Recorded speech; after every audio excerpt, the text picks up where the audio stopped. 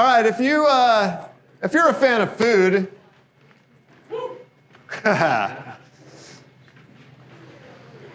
this next speaker, his name is Doug Renfro, and if you've ever had probably the most important appetizer of all time, it's called chips and salsa.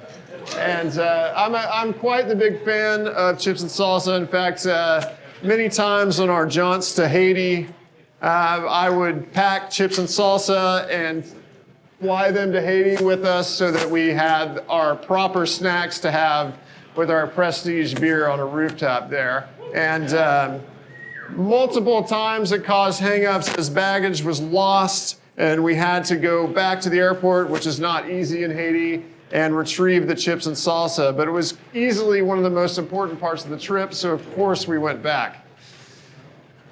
From Fort Worth, Texas, there's a brand called Mrs. Renfro's, and if you haven't had Mrs. Renfro's, you will soon because there's a jar of it in all of your bags, and you'll probably see it on grocery store shelves everywhere. So please welcome Doug Renfro.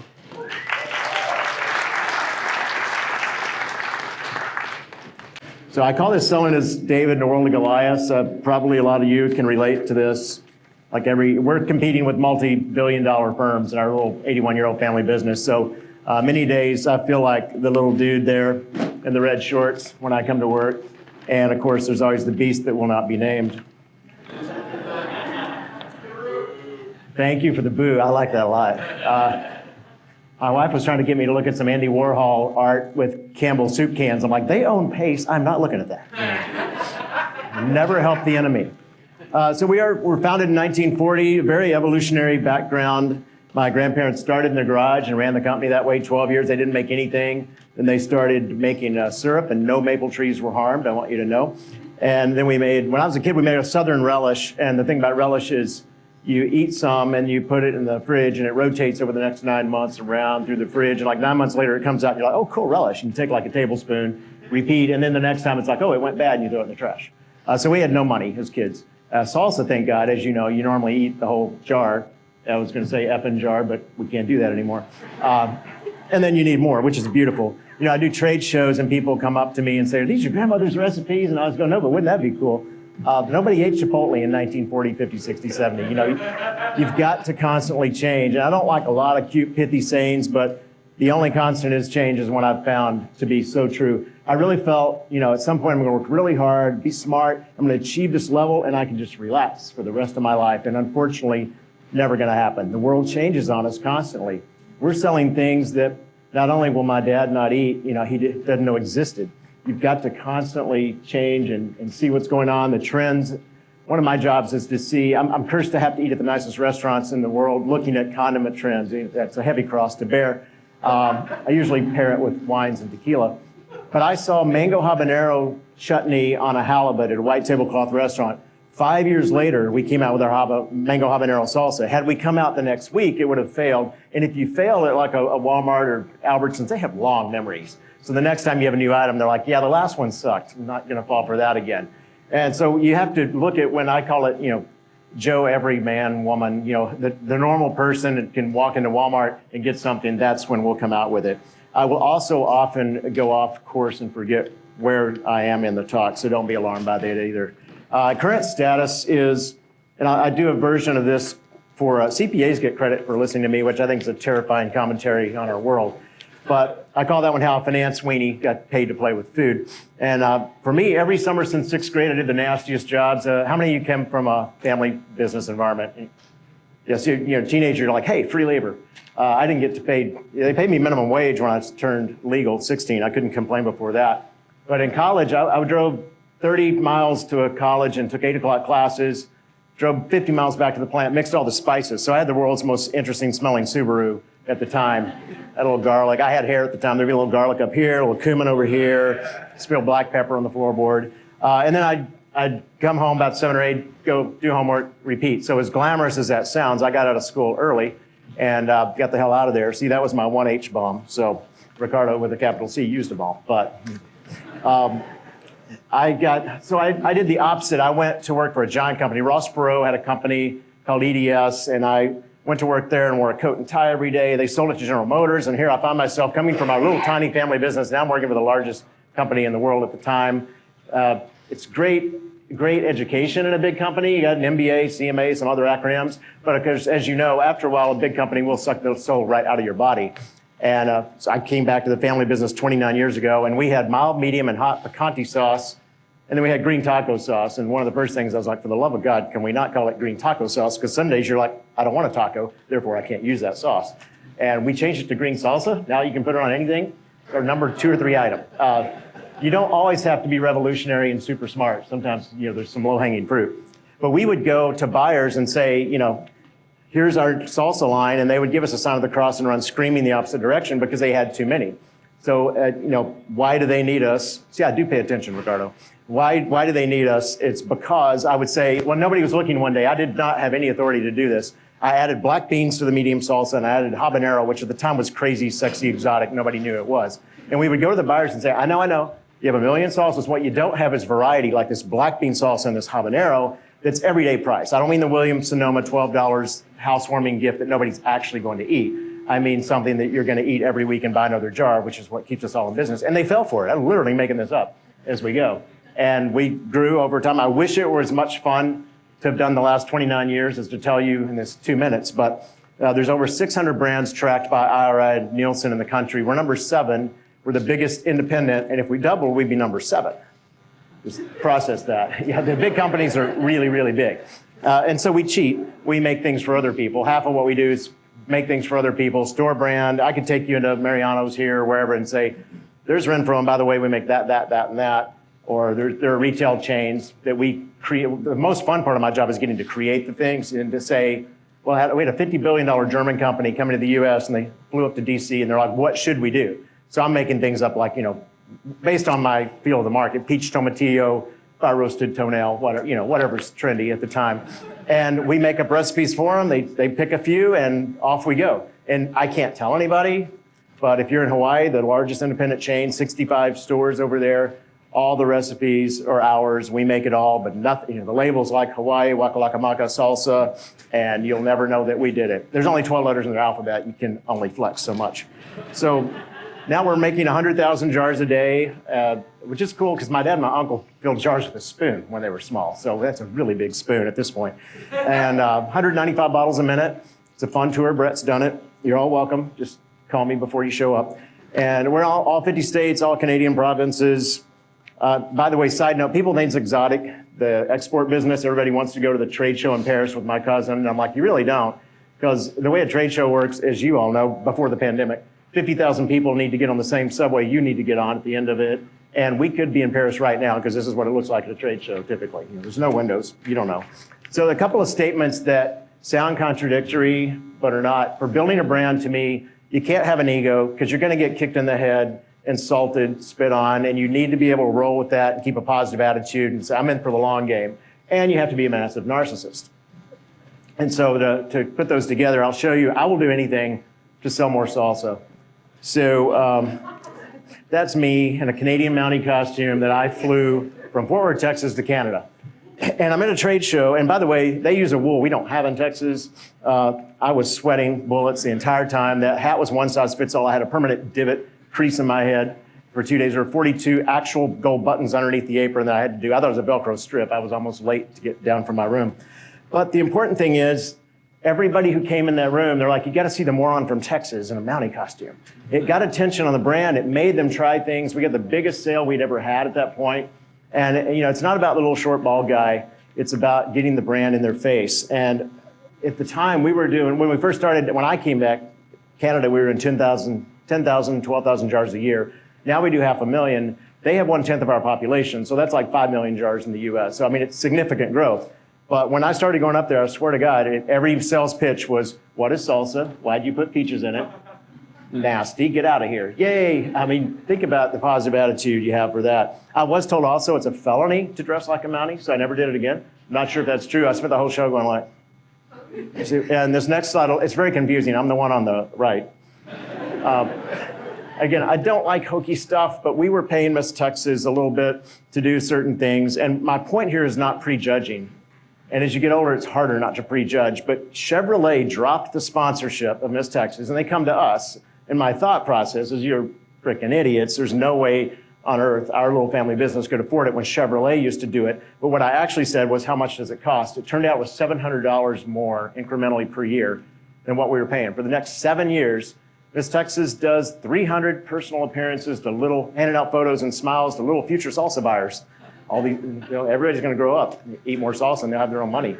For 7 years, picture of 4 of our jars and our branding and our logo on there. And I almost missed it because I was like, well, of course we can't afford it. So the point there is, just never, always get the information. Operate from data, not opinions, not gut feel. And also, and more humbling of myself, the people in Canada assume that everybody in Texas rides a horse to work. And so I went up to do my first demo, and they're like, be sure and bring your cowboy hat and your cowboy boots. I literally bought this stuff to go to Canada. I didn't own any of it. I got the little hard shell case so that nobody plopped their luggage on top of my cowboy hat. I did buy ostrich boots and tell them the cow had chicken pox just to mess with them. Find our igloos? Pardon me? Did you find our igloos? I'm sorry, what? Did you find our igloos while you were up there? Igloos. Igloos? We'll have to chat afterward. I've been about 35 times, and I get to move around. They've let me go to Halifax and St. John's, Newfoundland, and Vancouver Island. I've had the poutine, is that how you say it? And Tim Hortons back when I used to eat gluten, but now I'll just suck the gluten, spit it out, and have everything else. We're not a big enough company to do guerrilla marketing, so we do what I call orangutan marketing. And one of the things that's interesting, the TV and movie people can pay the star $1 million, but they can't buy their own damn groceries. So they'll call people like us and say, hey, could you send 100 jars or 5 jars? And I always send 10 times more than they ask for, because I know fundamentally the most likely scenario is I'm feeding the crew, and I don't care. I'm fine with that. If you all left these jars here, somebody would take them and eat them and be happy and tell their neighbors about it and their friends. Somebody would have it at the football game, poker game, whatever. So I'm just very, very fortunate to make something that basically everybody can enjoy and afford. So I always send way more. Well, things happen, and 99.9% of the time, nothing happens but that. And I learned, most movies don't make it out of the can. There were all sorts of things I learned. But occasionally, you'll get lucky. And I can't prove to you this is what happened, but it's my theory. A little film set in Austin, Texas, independent, director no one had ever heard of. So, of course, I sent a bunch of stuff. And if you look at how I've frozen it, now, by the way, the high-tech aspect of this, I know, is staggering. So that is 3 brands ago. That is a jar of our green salsa, not green taco sauce, in the original Spy Kids movie. So go back and watch it again. That scene where they're in the safe house, there's nothing. And then they open it, there's a bunch of jars. Notice how every single jar has no label or a fake label except ours, which you could see on the movie screen. You could actually see it. And people would call me. It's like, I think I just saw your product in a movie. You did. That was fabulous. We had by the way, nobody ever tells you this stuff. You literally find out from your friends, and we'll have another episode like that in a moment. They did $100 million. He becomes a wildly famous director. I asked, can we be in the sequel? They said there's a $50,000 placement fee now, and we are not in the sequel. So 10 years pass. We send a bunch of stuff out. My favorite one, there's a Stephen King movie that was in a grocery store. I thought, perfect. And then later on, I was like, what if they killed somebody with our jar? That's maybe not perfect. So it was a really dark movie. I literally don't know if we're in there because you never saw anything. But I got a call from a show called Pretty Little Liars, which I didn't know was a thing. I went home, my teenage daughter at the time went nuts. Apparently it was a real show. And I saw the address was Warner Brothers. And I said, the only thing I watched at the time was Big Bang Theory. And he said, well, that set decorator is a friend of mine. Send extra, I'll give it to him. And again, no feedback, nothing, nada. 8 months later, I'm watching TV on my couch, my wife and daughter, and this happens. That's a jar of our tequila salsa. So I created that, I conceived of that item, I created it, it's on my favorite show. Had you killed me that day, I wouldn't have complained. And it was there 3 episodes in a row, then it moved to the island for 2. So 5 episodes in a row, I could brag. And I think this show's in syndication. My grandkids will be saying, my granddad, right? It'll be fantastic. That value, and we probably spent $38 sending that product out. Now, we had probably spent $10,000 on stuff that went nowhere before that, but you have to do that. Research and development, I call this one by finance weenie. So, how do you make great products? And this translates, it's not just food, it translates to all products. The way you make great products is first you make a bunch of bad products. I mean, literally, you just keep trying, and it can be ugly. I use a trial and error and research.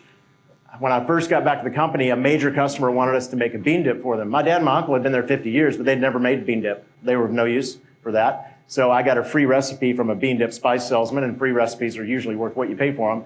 And I came in the next day after my first sample batch, and my dad pointed to the ceiling. He's like, look up there. And the lid was up there because it blew up overnight. And as a company, we just feel strongly about not having exploding jars. It's just something we're passionate about. And I found the pH of bean dip and the pH of salsa and relish totally different. And you can accidentally kill people if you don't know what you're doing with that. So I learned over the next 22 versions how to acidify bean dip such that it was legal, safe, but you didn't want to spit it out when you ate it. And that's a good trick. And now we make hundreds of thousands of jars of bean dip a year. Not one of them has ever had our name on it. You wouldn't know we made it. But just, a fun story. And then I work with a lot of other people, like chefs come to us and want to do something that's in their restaurant, or what I call economic reformulation or cooking with Microsoft Excel. I will often run their recipe through my Excel model first because it does nobody any good for me to make the product exactly how you want it, and it's going to be $39 at the store. No one's ever going to buy it. So my job is I will use our techniques and recipes and the 50-pound box of spice I need to buy. My cousin would literally castrate me if I brought him, like, you need to open 400 of these little 2-ounce bottles in the next 20 minutes. That's not going to happen. So I'll make it using the things we need to use and give it to him and say, if you're not embarrassed to have your name on it, cool. And if you are, then, give the old college try. And that's frankly among the most fun things I get to do. We had a recipe where a customer brought me the exact bottle of wine he wanted us to use in his barbecue sauce. We have 500-gallon kettles. So I'm like, well, we're going to have to open 300 of those bottles in like 12 minutes. And our staff's going to be so drunk that we're never going to, it's not going to get in there. So I introduced him to 55 gallons of denatured cooking Chardonnay, something you probably have at home. The government will let you put so much salt into alcoholic products that it can be used for companies like ours, because they know you literally can't siphon it off and sell it or drink it because it's so much salt it'll make you sick. But there's already salt in the recipe, so you just reduce that. Anybody here go to Wingstop? We make Atomic, Hickory, Hawaiian, Spicy Korean Q. We make for all 1,500 stores. Been with them since they had 6 stores. A 28-year ride, which is very unusual in the food service world. So there's a couple of companies that let us tell you that. Most of the agreements, I have 25-page legal agreements where they'll come electrocute me if I say their name out loud. But if we go shopping together, I can show you some fun stuff. Another thing in a family business you learn to say is change is not an indictment of the past. When you go to your dad or your uncle and you say, I want to change this, what they hear is you're saying I'm a moron. It's like, no, things have changed. So this label, that's actually a little fancier version they had when I got back in 1992. It looked like my grandmother just whipped up in the station wagon, right, and unloaded that. And in 1958, when they came out with that label, that's what we wanted it to look like. 1992, nobody wanted to see that. We were literally having brokers fire us because they said the product's great, the marketing program's great, label is horrendous. And so we did violent repackaging because we can't afford focus groups or committees, and we just did a custom jar, custom lid, custom label, and prayed to God people would know it was still us. Look at that. It doesn't look anything. We literally, at the first trade shows we showed up with that, we're like, oh, thank you. They're still buying it. And actually people would tell my uncle who had white hair, oh, thank God you changed the label. And he would say, you've always told me to never change it. And they said, well, we didn't want to hurt your feelings. So another pro tip here, if your name is on the brand, get somebody whose name is not on the brand to get opinions for you because they'll lie to you. And people are funny like that. And then that got kind of bored, stale. And so our sales director, who was our graphics person at the time, when you're small, everybody has a lot of hats. He did what I call the Jerry Garcia tie-dyed chromatic shift. See a little color gradation there? That little thing made sales go up like another 20%. People are funny. They just love any change. And then that got stale and we got old. And that's our latest reincarnation just before the pandemic. And by the way, it's good and bad. Pandemic made people eat a lot more salsa. They're at home, bored to death, nothing else to do. Our Amazon sales went up like 800% initially, crazy. That cost a fortune, by the way. I had a joke in a talk that we have a Kickstarter campaign if you want to help pay for it. In the Q&A, this lady raises her hand. So I'm just surprised a company your size is using Kickstarter to pay for your, explain that. I'm like, lady, now it's awkward. I totally made that. But you certainly are welcome to give me contributions. We have naming opportunities. If any of you want a company name on the lid, we don't. So how do you, as small companies, how do you level the playing field? I'm going to show you a cover of a magazine later to illustrate what you can accomplish as a little tiny company. But we're small and we're nimble. So we know we're going to get copied. When I came out with Mango Habanero, I knew that someday Walmart would have mango habanero and for $1.90 and Aldi and all these companies. What I did also knew is that it wouldn't be tomorrow. It wouldn't be, those people are slow. It's like dinosaurs trying to, lumbering around. By the time they formed their first committee on it, we'd been on the market 2 years or so. And so we became known as flavor innovators because we had to. So we have a craft beer salsa. We use a local brewery for that. We have a blackberry serrano. Well, basically, I'm kind of running out of things to put in there. If you guys have ideas, tell me later. And social media, I absolutely love. I'm the opposite of a ghost, so I post more than a 14-year-old girl. So if you want to know anything about where I've done, where I've been, people come up to me in restaurants like, that looks great, man. I'm thinking, who are you? They're like, oh, by the way, we've never met. And it's, again, short, bald guy, nobody cares. It's about the brand and having fun with food and making your life interesting. And it's like $3.50, maybe $2.99 on sale. If you live in Seattle or Boston, it's more because freight is a real thing. But my point here on social media is you can accomplish so much and you just have to try over and over and over again. The good thing, I'm on salary. It doesn't cost the company anymore for me to do anything. So I'll do weird things like Google myself on the weekend. And I found there's a Doug Renfro in Alaska who won a beard growing contest. His beard is like a massive. And we reached out, it's like, do you mind if we have fun with this? And we posted my little Eurotrash beard, that's about as big as it gets, and his giant beard. And we was like, he barely won, but this Doug Renfro beat that one. People thought it was funny. We gave him a lifetime supply of salsa, hat, coffee mug, whatever. And it didn't cost anything, and it generated loyalty. I guarantee you that guy's told that story 8,000 times for the last 10 years. We like to create moments, and don't tell anybody, but if you complain to us, we'll send you free jars every time. And 99% of the time we get an email like, oh my God, I didn't really want anything. I'm so thrilled. And every email is answered by somebody named Renfro. It's family business. They like that. And I know they're at the party that weekend saying, check this out. I got these free jars because I said they were stupid. And you will, by the way, they'll be really nasty in the emails. And when a family member emails back, a lot of times they're like, I may have been too harsh in my initial assessment. My favorite one was they said our cheese sauce tasted like vomit in a jar. And I'm like, that's what we're going for. That worked out great. So I wake up one morning and a friend has screenshot me this because I was asleep. The Today Show was looking for a very specific joke. I made such a joke. I didn't know they were. I was just amusing myself because United Airlines landed on the wrong island. And there I am on the Today Show. And again, nobody wants to see me. I've got a jar of our salsa, and that's the blast brand. But I have a jar of the salsa. If you see me on Twitter, you're not going to see me. You see the product, which I'm trying to sell you more of. So they got Renfro, a jar of the ghost pepper. You could see it a lot better on TV. My little joke, that was on for 30 seconds. You know how much it costs to have 30 seconds of coverage on the Today Show? More than we have. And then weird stuff. I was with a bunch of food CEOs at a food and beverage summit, and there's like 2,000 young people in a mosh pit. A few of us up here watching them dance, and a 20 by 60 foot screen, biggest screen I've ever seen. And I realized if you tweeted and requested a song in the right exact manner, the right hashtags, they would put your tweet up there. Well, everybody else is stoned or drunk. They're not doing it. So I went off in a little corner, kept poking, and finally, for 2 hours, this was up most of the night. That's a 20 by 60 foot screen, Renfro, ghost pepper, salsa. I didn't actually want to hear Eye of the Tiger. I just had to pick a song. So, and of course, they didn't play my song anyway. And you have to use what you have. In small business, we have grandma on the label, and I'll get this. People come up to the trade show booth and be like, "Where's Ms. Renfro?" Because they think it's Betty Crocker. They don't know. And I'm like, "Well, she was my grandmother. She passed away in 1991." And they get real quiet, and she would have taken the pity sale every time. We have no shame with that. I will tell you, perseverance, stubbornness, and tenacity to me are more important than intelligence. You can't be a moron, but I've seen a lot of really intelligent, brilliant people fail. If you're willing to be kicked in the head and spit on and laughed at, continually, you'll outlast so many smarter people. It's just, you got to stay in the game. Tequila, by the way, that helps too. And, even in your own company, you'll face this. When I came out with the habanero salsa, I was told, it'll be really cute to have. It's so hot, we'll obviously never sell much. It's been our #1 item for 15 years. If you believe in something, you've got to pursue it. You've got to be on the edge of annoying the hell out of people. Ross Perot got an award from Prince Charles, and in his speech he said, "I'm the grain of sand that annoys the oyster enough to make a pearl."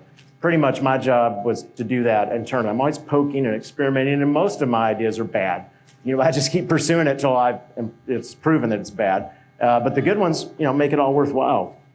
And sometimes I'm like, I'm excited to see what the next slide is too. I have no idea, I forget. What we're all shooting for, of course, is a super fan who tattoos my grandmother onto his arm. And yet again, we didn't know anything about this. Somebody showed it to me. Like, that is my, well, obviously it's henna. No, it's not, it's real. It's there every day. Now we know each other real well because, you know, give him lifetime supply of salsa. He's in a fairly prominent local band, like they'll tour Europe. And we had him come over. We did a joke photo the other day where we all show our forearms, which are bare, and his tattoo. But these are, you know, talk about brand loyalty when somebody wants to carry you. It actually says, Mrs. Renfro, you know, there to guide me every day or something like, wow, we may have overshot on that one. And, you know, as far as why would I show you a 15-year-old magazine cover I'm about to show you, I'm sure you all get prepared foods at home, industry magazine. Here's a scam you can use, by the way. This is free. If you ever want free stuff from a food company, call them and say, I need you to overnight a jar to New York or wherever for photography. We always send it because we just can't risk that it wasn't real. So, you know, you can't call every day. You know, you can change your name, whatever. But so we got one of those. We overnighted, you know, thought probably a scam, but I don't know. We'll find out. I get this in the mail, like every other subscriber. That is our jar of peach salsa at the time and Coca-Cola in the cover story about flavor innovation. And holy crap, I mean, we're small now, but we were tiny back then, and we're on the cover, and that's what you can accomplish if you don't listen to the naysayers. Anybody would tell me that we and Coca-Cola would be the examples of flavor innovation, I would have laughed them out of the room. But, you know, just keep doing things that seem impossible, and you can accomplish some really cool stuff. So for us, the big challenge, if we can get our product in people's mouths, we're good to go. It's delicious, it's affordable. Getting that first bite costs a fortune. And I'll have people ask me, why don't you demo every store in the country? So, because I'm aware of Chapter 11 processes. You'll go bankrupt if you're trying to do stuff like that. Most demos, as you know, there's a comatose person there with like 3 jars behind them because the distributor didn't bother to tell the store they were going to demo it. And I have a whole talk on that if you get bored. So, you know, velocity is what's important. They're not going to give us 500 facings of our product. So we have to sell more per existing facing, and that's how you make more money. The new products, as you probably can guess, are wildly expensive too. And you know, we're a national brand, which is cool. The annoying part, like, so Dallas-Fort Worth is maybe 3% of our sales, probably less. So we can't go to the local football game and shoot our T-shirts up into the air. We could, but it's not a great use of money. We literally sell more in Boston than Austin. It's a very bizarre, bass-backward situation. It's what happens again when you're a small family business and you don't have a plan. You just have some goals and you meander. But the good news is social media, once again, if you go to YouTube and you put in Mrs. Renfro Ghost Pepper, you're gonna see like 200 videos of people that bet their friend $500 he couldn't drink a whole bottle of the ghost pepper salsa without throwing up or whatever. They don't always make it, by the way. We're not responsible for the content.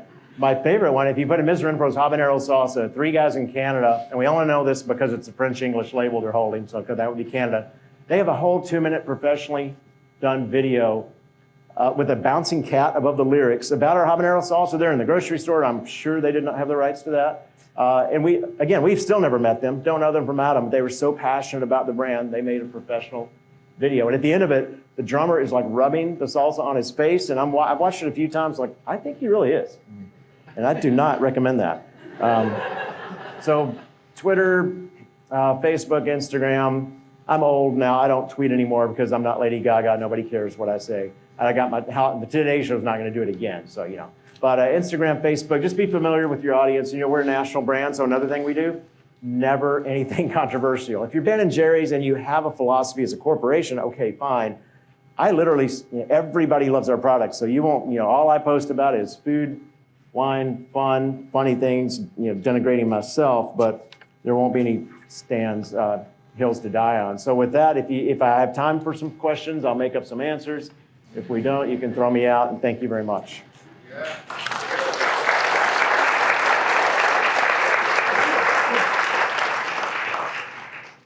It does really hurt my feelings, though, if there's no questions. Yes. Oh, way over there. Yeah. Yes. When you're making a new salsa, can you tell us about that? Like, how do you decide what the flavors will be, and then do you give it to a bunch of people to test? How does a new product come out? I'm watching all the time. Every vacation, my wife's like, there's a grocery store, you got 10 minutes. And I run in, I just do my little area, and then food, lifestyle magazines. You're just always watching and absorbing, and you'll see something. I saw ghost pepper, but it was really exotic.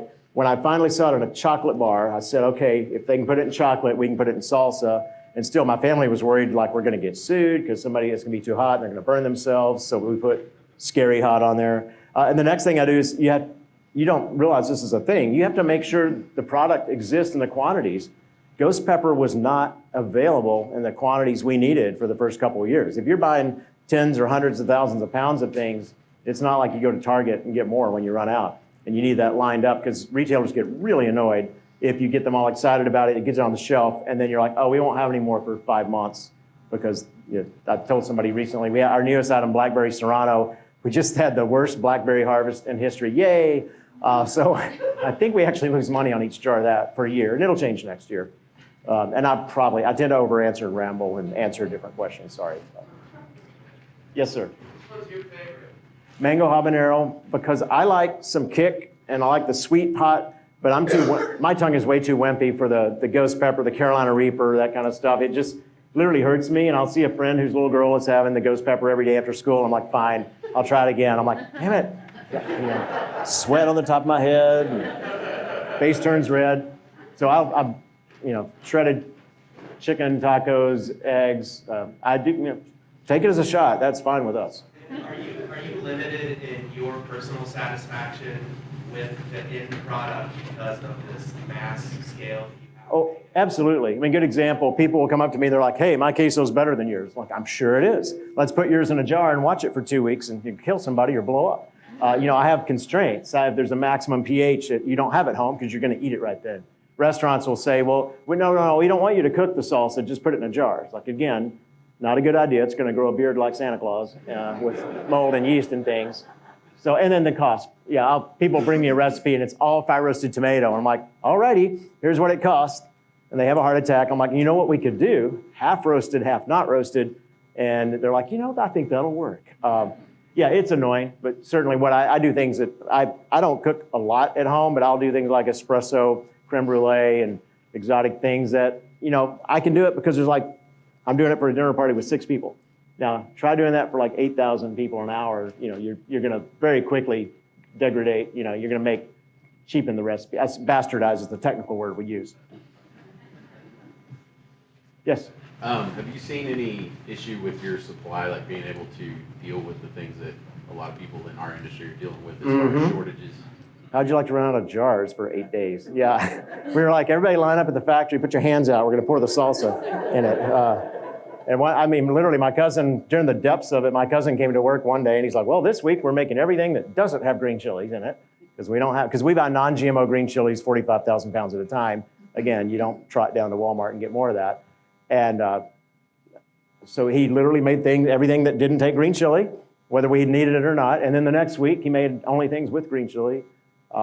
It's daily. And then, of course, you're getting a price increase notice every 4 hours. And we increase our prices, and a retailer's like, well, we're not taking price increases this year. You also may not be taking salsa this year, but it's a delicate balance. Because I don't know if you know this, but to get on the shelf, you pay a slotting or placement fee. So if you get off the shelf and like 2 years later you want back on, you get to pay that again. And that's, in little companies like ours, it's still going to be $2,000 to $10,000 per SKU in a decent sized chain. So you got to think twice about that. How's your relationship with your family? Good. Frankly, to be totally honest, we sub-optimize because I don't want to be like some of my friends who have a sister they haven't talked to in 25 years. So I speak to TCU, has a family business program, graduate level, that I've speak to 5 years in a row. And I always say, how much time do I have? Because family business, is different. If you enjoy reading about dysfunctional ones like I do, because it makes you feel better, Bitter Brew, entire history of Anheuser-Busch from when he came over to Germany to the forcible sale to Brazil, and the House of Mondavi. Robert Mondavi's like 51 when he got fired by his mom and his brother, and started, everything we know about him started when he was like 51, but they lived so long that you just assume it was always that way. But yeah, I run it, so I have 2 sisters not in the business. I run it with 2 cousins. They have 2 siblings not in the business, where it's 14, 4th gen. I said, you got to go to college, graduate, work somewhere real if you want the management track. And all the ones who've done that make way more money. And one of them got Jeff Bezos' Just Do It award last year. One of them's management consultant. And my kids, by the way, I said chase your passion, not the dollar. So they took me totally literally. I got LA, New York, North Carolina, video editing, Broadway environment, and a doctor. So yeah, nobody in my family is going to go in there. And again, I've way over answered. The dude with the sign that tells me when to sit the hell down, I don't see him. So yes, sir. I just know everybody in this room, we tend to go a little horizontal with our businesses. We try to do a lot. Have you guys ever been tempted to get into the chip business? No, partly we're lazy, and partly stick to your knitting, and weirdly for us, what happens is people who make chips can't make salsa, so we make the salsa for several chip brands, and I am sure as hell not going to poke them in the eyeballs and start making it. That's the real answer, the one you'll never see me like. That won't be in print, but that's the actual answer. But yeah, you'll get that. Like we can't do salad dressing. It's a different process. If I made salad dressing, you got 3 bottles. One bottle would have vinegar, one would have oil, and one would have the spices in it because we can't keep the emulsifying, keep those in suspension. Different thing, different animal. Yes, ma'am. I have a 2-part question. Do you sell merch and do you need a screen printer? We did, when I met Brett at a Fort Worth Chamber of Commerce ribbon cutting thing, within 2 months, we were buying some things. My cousin's buying some things for her nonprofit from you guys. I don't know if you're so high up in the organization, you may not be aware. But so, go local if I can. Now, we have some cool merch. You'll never see us like give out a ballpoint pen, no offense for anybody. We have coffee cups, and our ad agency's so good that when you lift it up, they printed the logo on the bottom too, so you're always looking at it. T-shirts, hats. Things that people actually use. So that's what we have. Now we want to sell them, but again, we're lazy and we don't have to charge sales tax on food. We're like, oh man, we got to learn sales tax. But absolutely, I want to do that. Do you do coffee cups? Sure.